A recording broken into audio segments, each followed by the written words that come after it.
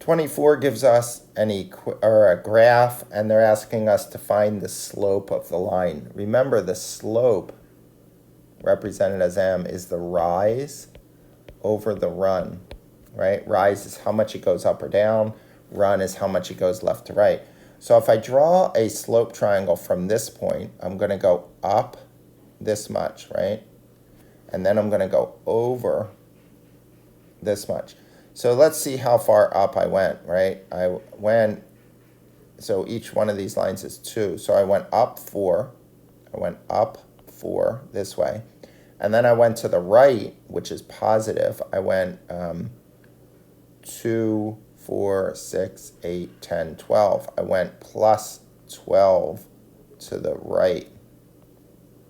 So the slope, the rise is positive 4, and the run, or the left to right, is positive 12, right? So the slope is 4/12, and that reduces, they have common factor of 4 to 1/3. So the slope is 1/3.